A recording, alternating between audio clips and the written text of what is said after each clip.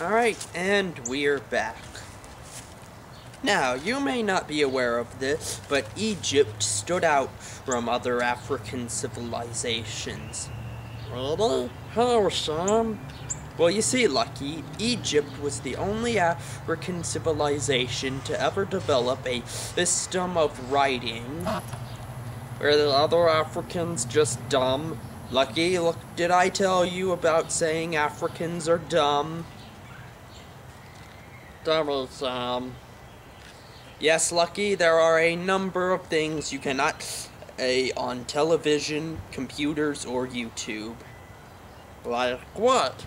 Like beep, beep, beep, beep, beep, beep, or even beep.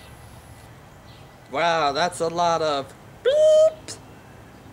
Yes, there are 7 words you should never say on YouTube or any other time in polite conversation. Okay, now back to the Egyptians. What made the Egyptians unique was their system of writing. Most of us are familiar with it as hieroglyphics. Now, just let me take this off.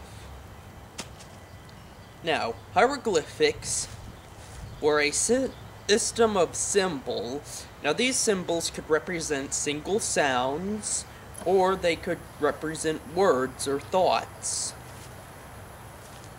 But if an Egyptian wanted to get these down on a piece of paper, first he'd need the paper itself.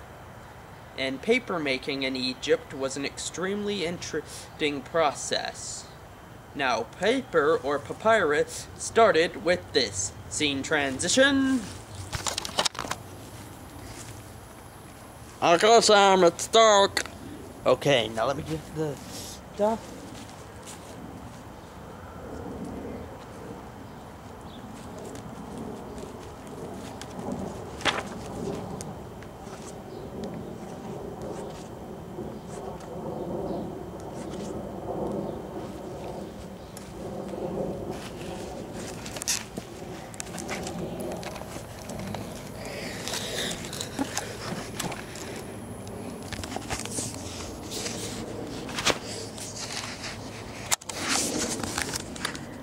Here we have it. Papyrus. Yeah. Now, from this simple grass common along the bank of the river Nile, the Egyptians were able to write down some of their deepest thoughts using their hieroglyphics. Now, as with all paper, the papyrus had to be altered from its form. First, it was cut into strips, like so. Then the strips were peeled off into different layers. And then, finally, those layers were mashed together after being placed in opposite rows, and then pressed with great weight, such as a stone and hammer, and finally, the finished product would come out. Papyrus. So from simple cutting, stripping, and pounding, we get papyrus. And now, for a second scene transition.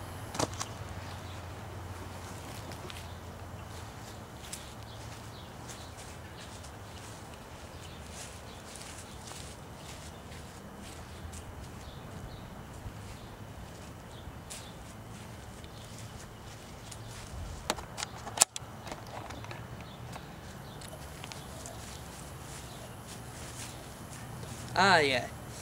From simply cutting the papyrus into little pieces, then cutting those pieces into strips, and finally mashing those strips together, the Egyptians made paper.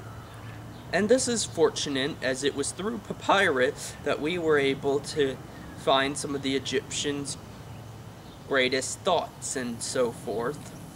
Now, back to hieroglyphics. Hieroglyphics, like I said, could represent different sounds or thoughts. And now, And now we'll go to a second in transition. We can show you some of the basics of hieroglyphics.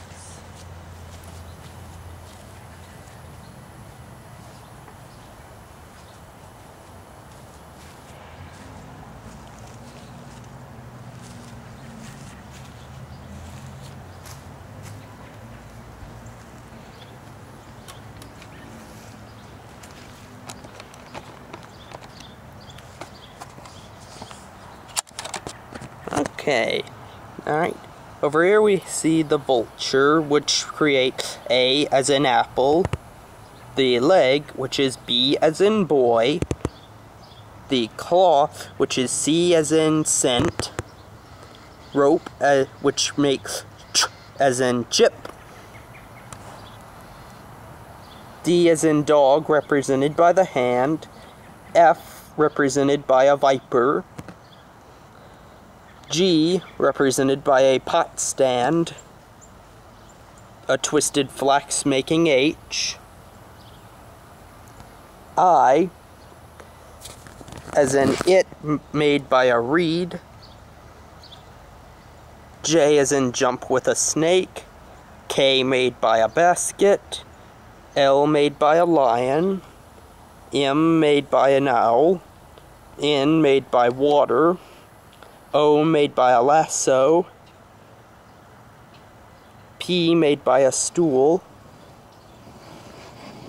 Q made by a hill. R made by a mouth. S made by a folded claw. The Egyptians sometimes reuse symbol. T made by a loaf. Made by an unknown symbol. It looks like a ball, or the planet Jupiter, or your... Please don't finish that sentence, Lucky. V as... Yep, again, V as in viper.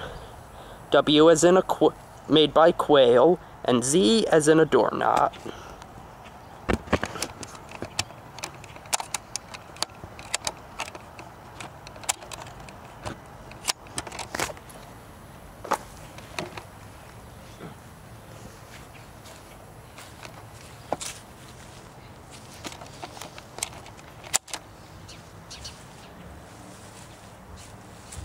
Now, besides the letter symbol, the Egyptians also created symbol which could stand for objects, such as the pharaoh, a man, a foreign soldier, boy, girl, a god, and the lot.